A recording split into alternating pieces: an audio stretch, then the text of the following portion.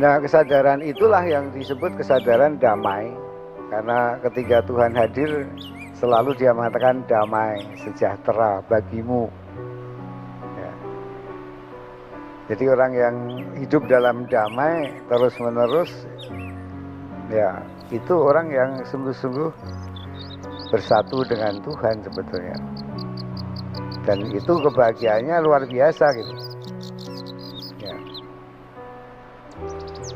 Ketika kita menyadari yang abadi Tuhan beserta kita, maka ada suatu kesadaran kemerdekaan. Kita bebas. Cita-cita hidup rohani itu adalah lepas, bebas, merdeka. Ya. Merdeka berarti tidak melekat pada apapun.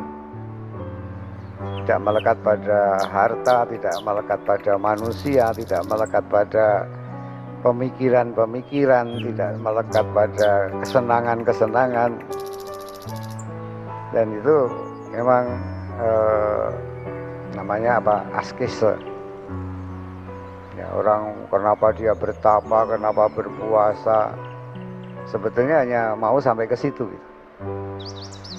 Bahwa saya mau hidup dalam cahaya Tuhan terus-menerus.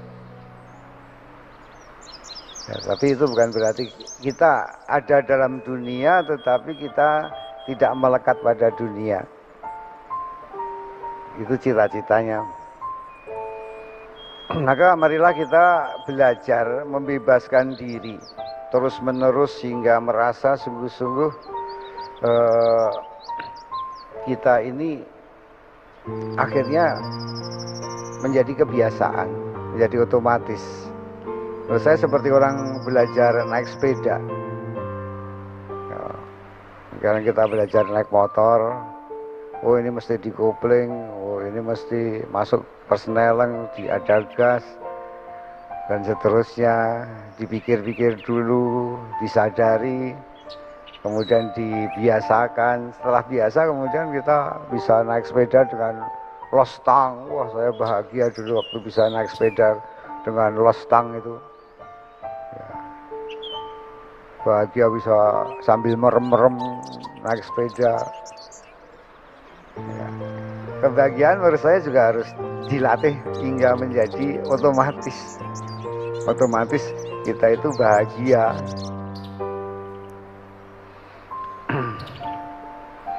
Nah, masalahnya ini harus dilatih karena manusia tidak cukup hanya tahu, mau tahu, dan menghayati. Menurut saya itu sampai kita sungguh-sungguh merasakan.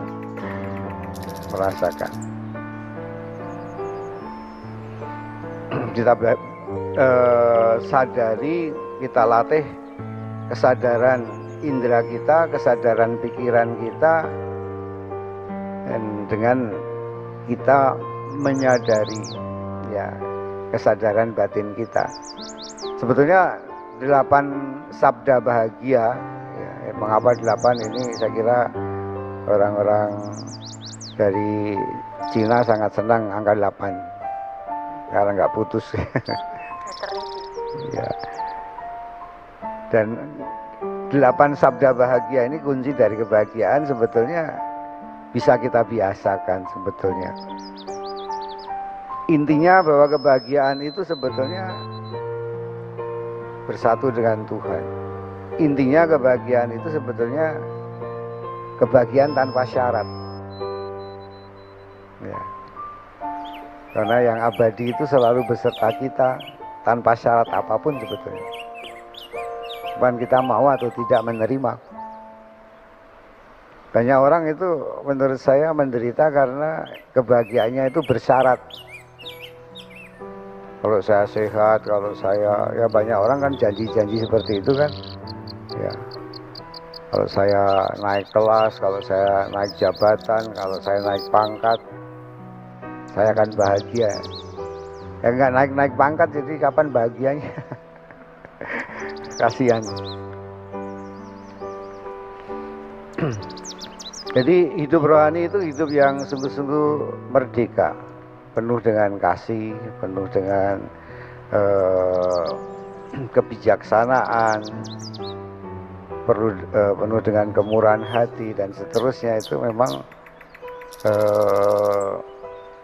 hidup kita bukan hidup berdasarkan perasaan, bukan hidup berdasarkan pikiran saja, tapi hidup berdasarkan roh. Namanya rohani, ya, akhirnya jadi rohadi. Ya.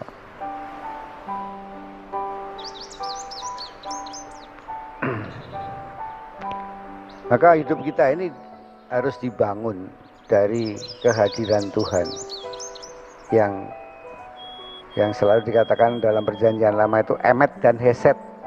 Emet itu berarti kasih, heset setia. Kasih setia Tuhan. Kasih selalu dalam perjanjian lama disebutkan sebagai kasih setia. Kasih yang melekat pada kita. Nah, mari kita mulai dengan melatih suatu kebiasaan baru supaya kita memancarkan aroma kebahagiaan. Ya. Pertama adalah kebiasaan memberi. Ya. Memberi itu suatu yang nikmat. Memberi berkat kepada orang yang miskin, haus, telanjang, memberi pengampunan kepada orang musuh-musuh kita, memberi doa kepada yang menderita, memberi puji-pujian kepada Allah, memberikan apa saja yang baik. Ya. Kalau saya memberi, saya bangga karena saya itu berarti mengembangkan suatu karunia Tuhan. Ya. Saya memberi pengampunan, maka saya diampuni karena karunia pengampunan ini saya kembangkan. Maka saya dipenuhi pengampunan Tuhan ketika saya memberi pengampunan. Ya. Maka Injil juga mengatakan sesuatu yang sangat luar biasa menurut saya. Barang siapa memberi, dia akan diberi. Ya, semakin kita memberi, semakin kita diberkati gitu. Dan itu sungguh-sungguh terjadi dalam hidup kita sebenarnya dalam beriman. Saya nggak pernah takut miskin karena memberi. Ya. Kalau kita memberi kasih, orang pun mengatakan terima kasih. Kasih kita diterima, dia tersenyum, kita bahagia. Nah, kebiasaan memberi ini ternyata di Indonesia ini menurut survei nomor 1 di dunia, bahwa orang Indonesia ini suka memberi. Bahkan kadang-kadang nggak jelas pun diberi juga gitu. Kita mau menyumbang ke Palestina misalnya, dan ternyata malah diselewengkan kepada teroris. Ya. Menarik gitu kan. Saya menarik juga ada doa sederhana yang dihayati oleh saudara-saudara kita Buddha, namanya doa Metabhawana. Jadi doanya singkat, semoga semua makhluk hidup bahagia. Kalau kamu mau bahagia, berikanlah kebahagiaan lewat doa itu sebanyak-banyaknya. Ya. Kalau banyak orang bahagia, pasti kita juga akhirnya menjadi bahagia.